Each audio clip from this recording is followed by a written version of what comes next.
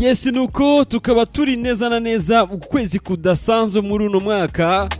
Oui, bien sûr que oui, turi mu kwezi kudasanzwe kuri uno mwaka. Kubera iki? Nuko abayisilamu batanguye kwisonzesha. Yes ndetse yes muri katolika naho. Yes abakatolika naho bari mu ikarama. Urumva yuko ari ukwezi kudasanzwe na cyane cyane muri uno mwaka. Okay, asante sana.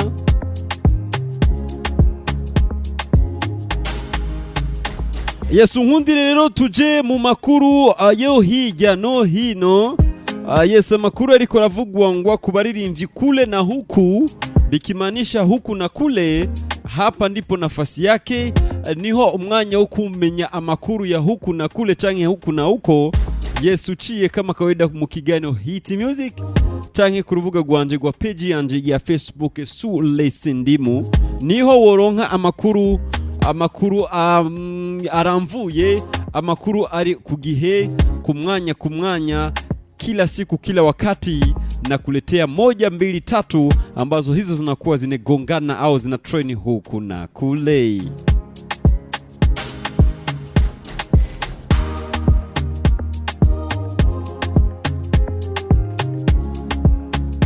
Oui, mumugwi sauti sola,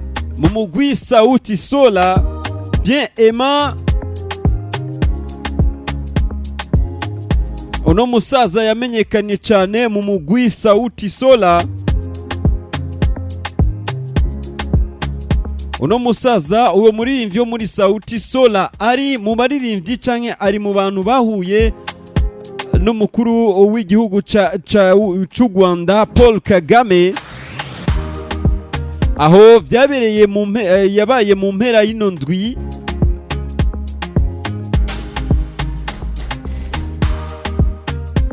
Ni bien Emma asanzwe amenyekanye mu mugwi sauti sola, rero yaronse amahigwe yo guhura n'umukuru w'igihugu cy'u Rwanda Perezida Paul Kagame hariya mu gisagara cha Los Angeles muri Leta Zunze Ubumwe bwa Amerika. Uwo muririmbyi ari kumwe n'umufasha wiwe asanzwe ari ndetse nawe uri manager wiwe Chiki Kuluka. Umufasha wiwe azwi ku izina rya Chiki Kuluka, ndetse asanzwe ari na manager wiwe. Yes, bari batumiwe n'uwo nyene cyubahiro.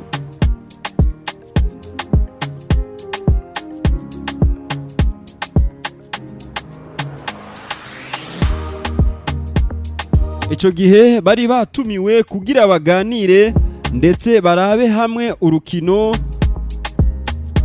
rw'abakinyi beza muri championa ya basket muri Amerika, NBA All-Star Game 2026.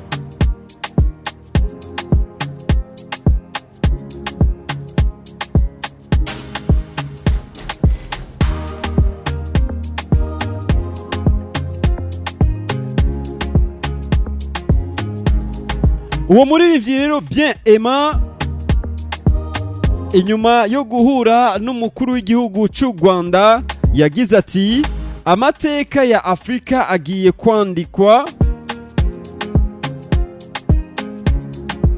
Ati amateka ya Afrika agiye kwandika n'urungwano rushasha.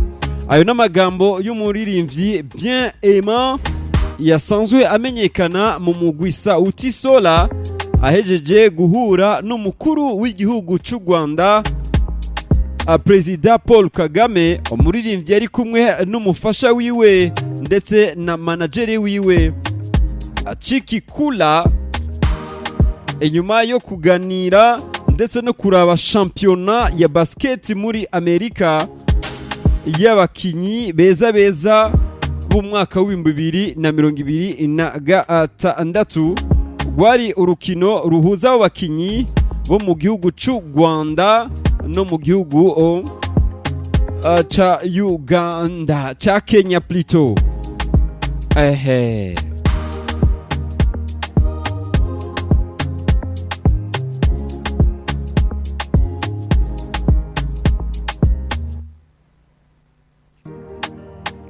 nayo muri gospel music canke mu ndirimbo ndora mana, umuririmvyikazi Wema Nelly asanzwe akorera ibikorwa vyiwe mu gihugu ca Australia uko Mamtoni, mu rugendo arimwo mu bihugu vya Afrika na cane cane muri East Africa. Uno muririmvyikazi Wema Nelly arashima uko urugendo ruriko ruragenda neza cane, ndetse akaba yibukije ndetse n'abakunzi biwe indirimbo ziwe nshasha zibiri aherutse gushira ku mugaragaro, Subiri. Iyo ndirimbo Subiri uvyibuke neza yakoranye n'umuririmbyi mu gihugu n'umutanzaniyakazi Rosa Muhando hamwe na Ayubu aherutse gushira ku mugaragaro. Ni Wema Nelly umuririmvyikazi w'indirimbo Ndoramana, nk'uko vyumva ashima neza yuko uko rugendo rwiwe mu bihugu vya East Africa ruriko rugenda poa, ruriko rugenda freshi, ruriko rugenda okay. Mbere ati yes, akwibutse yuko aherutse gushira ku mugaragaro indirimbo Subiri yakoranye na Rosa Muhando.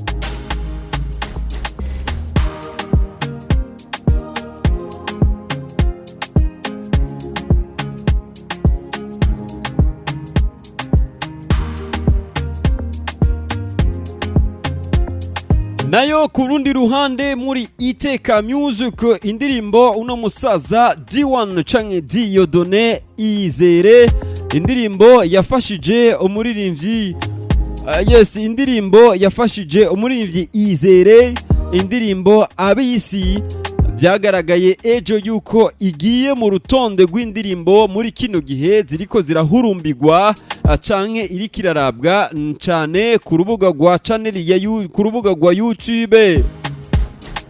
Ivyo vyagaragaye inyuma gusa yuko iyo ndirimbo Abisi irumanije imisi 6 ishizwe ku mugaragaro. This song ikaba imaze kurabwa n'abantu barenga ibihumbi 87 ku rubuga rwa channel ya YouTube, ikaba iri ku rubuga rwa muririmbyi Izere. Yes, ni indirimbo yafashijwe na D1 canke Dieudonné asanzwe akorera mu muryango wa Iteka Music. Uno musaza D1 numuririmbyi ndetse muri uno mwaka uheze ugireranije n'intango z'uno mwaka bigaragara yuko ashobora gukora amarorerwa menshi, kuko ni indirimbo aherutse gushira ku mugaragaro Breakasha, iri mu ndirimbo nayo nyene ziriko zirakundwa ndetse ziriko zirarabwa cane kuri urwo rubuga rwa YouTube.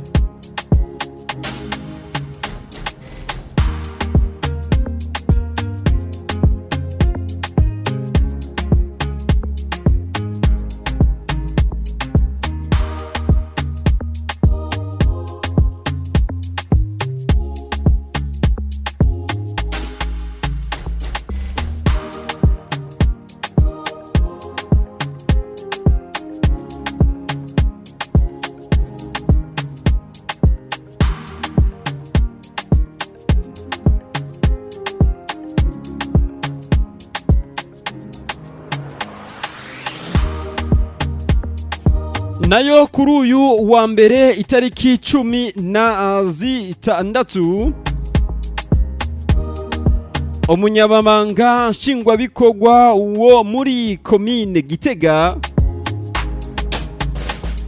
Ninahazwe Micheline yari yishikiye muri Kira Hospital, aho yari yasimbiye gusuhuza umukinyi w'ikikino Ninde gihora gica ku mbonesha kure n'isamirizi y'igihugu Deo Hakizimana benshi batazira Kireko.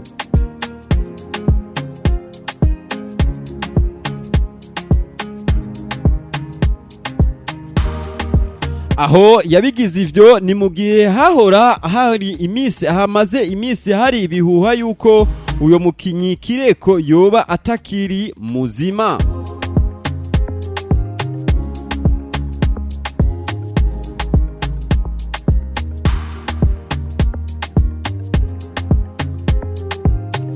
Nuko rero uwo munyamabanga nshingwabikorwa wo muri komine Gitega Ninahazwe Micheline yari yishikiye kuraba uko Kireko amerewe.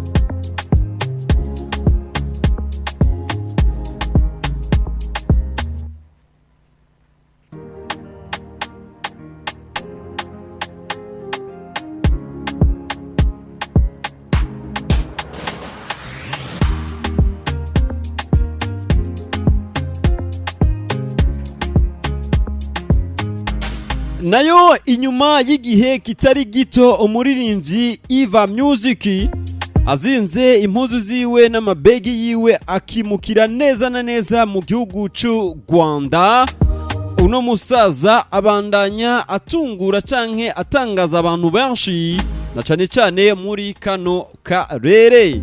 Naho nyene ni inyuma yaho uno musaza Iva Music imisi 10 irashize ashize ku mugaragaro indirimbo yiwe Umera indirimbo imaze imisi 10.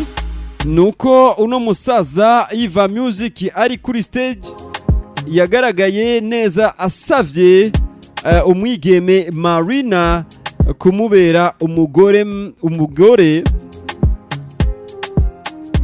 maze nawe aravyemera nk'uko vyagaragaye ku isanamu rya cane ko ku mbuga ngurukana bumenyi. Ni Iva rero Music yasavye yakubise ivi imbere ya Marina umuzi muri unyarwandakazi ndetse asanzwe aririmba neza, ndetse muravyibuka yuko mu myaka ishize Yesu no muririmbyi uno munyarwandakazi Marina ari kumwe na Butera Knowless n'abandi barigeze kuza gukora igiteramo mu gihugu cy'u Burundi.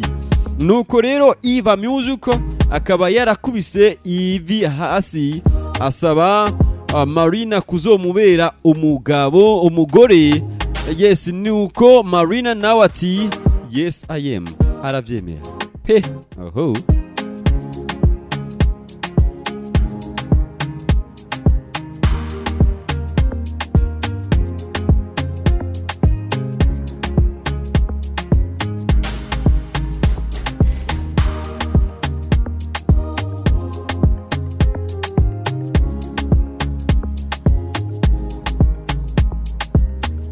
Nayo vyaragaragaye yuko ibintu ntivyari vyoroshe ku munsi w'abakundanye itariki 14. Nuko umu ex wa Melanie Boy Anne Ingabire yagaragaje ko afise umukunzi w'ibanga yamuhaye Ingabire ku munsi mukuru w'abakundana. Ni Anne Ingabire yamenyekanye muri 2024 igihe umugwi wawe We Love Music usambuka, kuko ari we yagaragara ko ari mu rukundo n'umuririmbyi Melanie Boy, akaba ari nawe mwamikazi w'amasanamu y'indirimbo yiwe Helena. Nuko rero yarakubiswe amashugwe kimya. Yes ati noba ndi mu rukundo rwa kimya. Hari abantu baja mu rukundo badashaka kwerekana urukundo rwabo. Ni Ani Ingabire rero ati jewe narahawe amashugwe kimya kimya.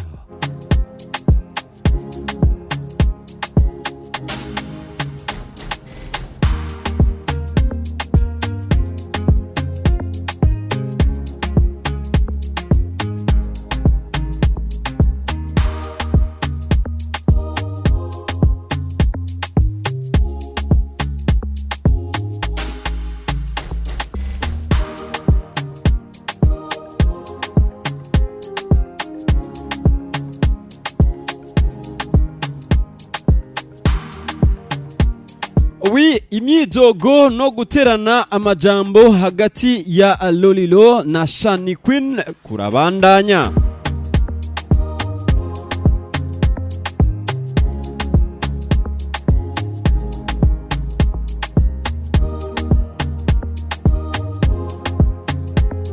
Ni inyuma yo kumva imyidogo ya Lolilo avuga ko ababajwe no kubona umwana wiwe na Shani Queen bavyaranye bamuteye inda.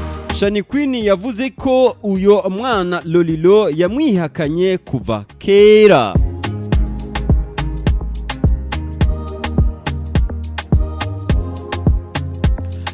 Ni Shani Queen yamenyesheje neza na neza abicishije ku isanamu ryiwe ku mbuga ngurukana bumenyi ziwe.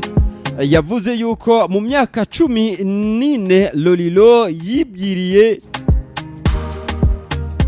yibwiriye neza na neza uwo mwana wiwe Ram ko atari se.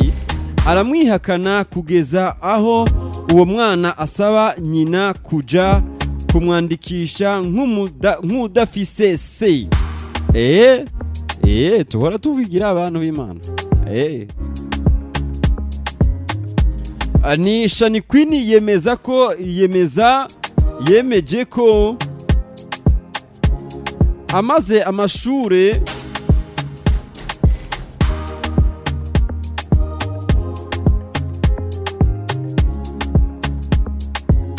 ati yemeza ko yahejeje amashuri uwo mwana atana kimwe yigeze amufasha.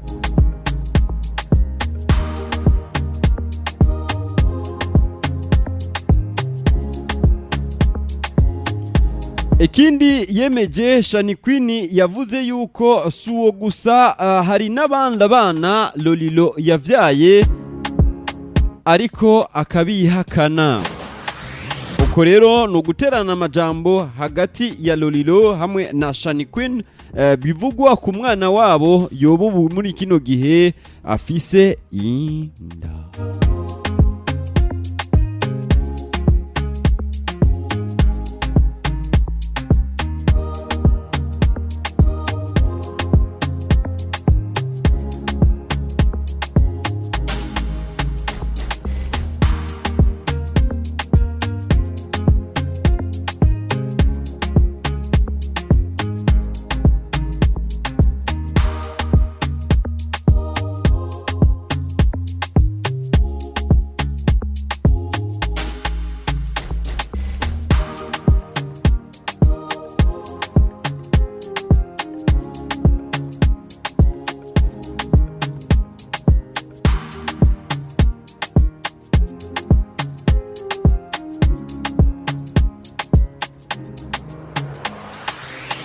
Inyuma y'amezi 5 ashize umuririmvyikazi Kelina akoranye indirimbo na Esther Nishi Nobody.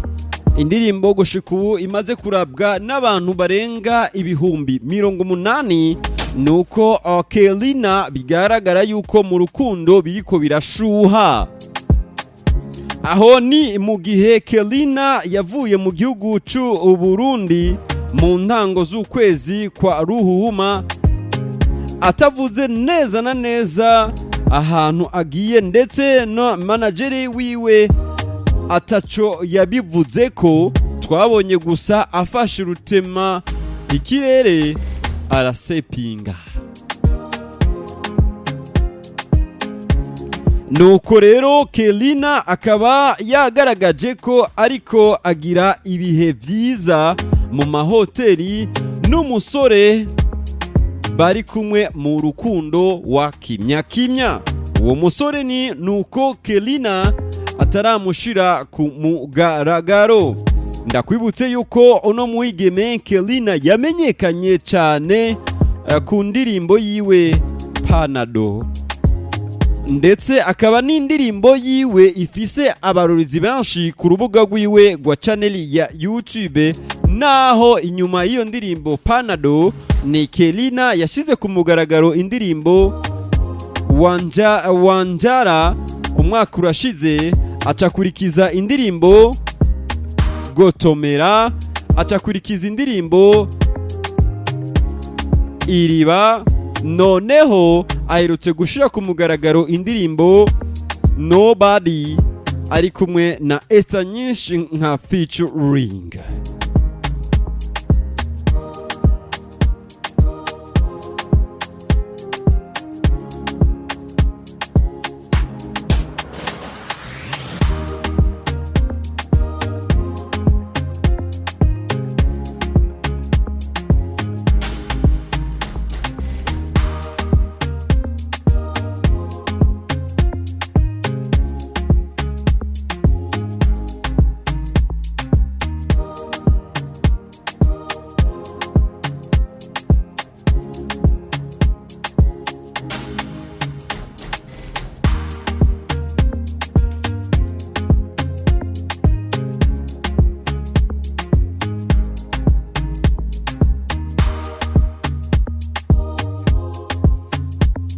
Inyuma y'umwaka muri Massa Music canke muri Agasaka MG ku Gasaka, inyuma y'umwaka umurimvyi Masterland atagaragara mu ndirimbo z'urukundo za romantic, nuko no musaza Masterland yamaze guteguza abakunzi biwe yuko cette fois-ci he's back avec romantic sound.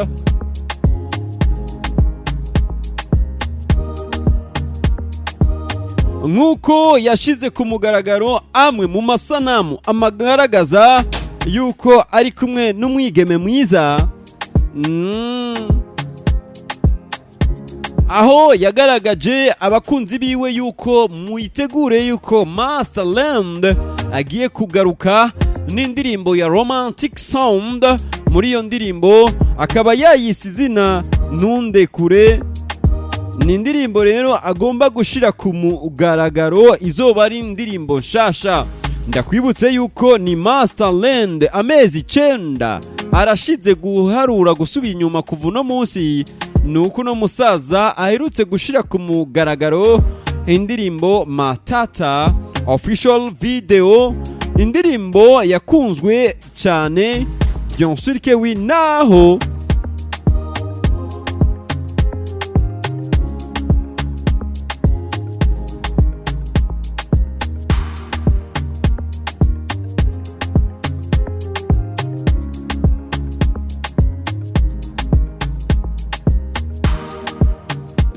bigaragara yuko yoba peut-être ari indirimbo yoba ifise abarorizi benshi ya Masterland. Nuko Master canke Masterland ati is back again avec the romantic sound. Ntundekure niryo zina ry'iyo song igiye gushigwa ahabona y'umuririmbyi Masterland. Je ikibazo kiraza, iyo ndirimbo azayishira ku mugaragaro muri iyi Ramazan canke muri iyi Karema? Sinzi.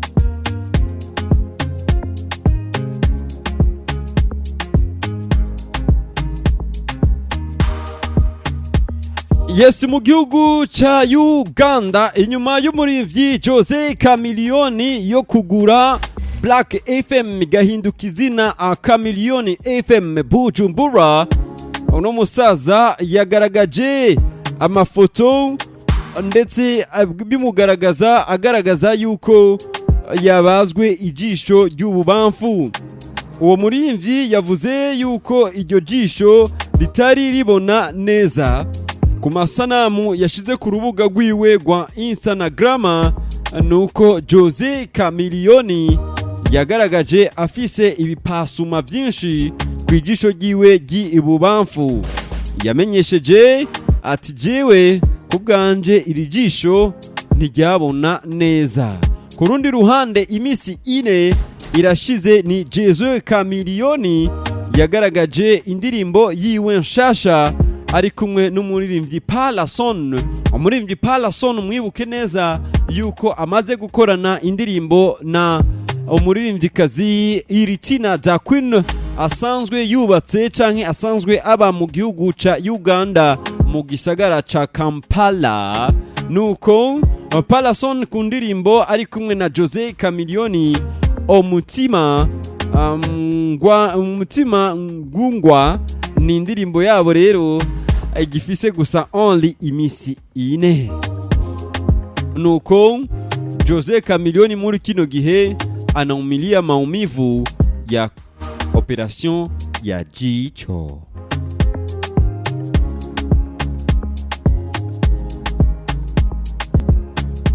Nayo mu gisagara ca Bujumbura mu Kinama neza na neza aho umusaza Kidumu Kibido Kibuganizo yavukiye, inyuma y'amezi abiri gusa ashize ku mugaragaro indirimbo Inyagasambu, nuko uno musaza Kidumu Kibido Kibuganizo yamenyesheje ko yiteguriye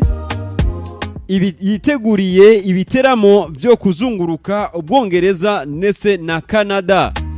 Uno musaza ivyo yabimenyesheje ku rubuga rwiwe rwa Instagram aho yamenyesheje yuko nyene n'umugwi wiwe Boda Bonda Band biteguriye gutangura kuzunguruka mu biteramo bizoba mu gihugu c'Ubwongereza ndetse na Canada. Ni Kidumu Kibido n'umugwi wiwe Boda Bonda Band wizi neza yuko mu mwaka ushize mu mpera z'uwo mwaka bakoze ibiteramo bitandukanye mu bihugu by'abazungu. Nuko Kidumu Kibido Kibuganizo amezi abiri arashize indirimbo yiwe Inyagasambu ikaba imaze kurabwa n'abantu barenga ibihumbi 304 ku rubuga rwiwe rwa channel ya YouTube. Ati turiteguye twende kazi.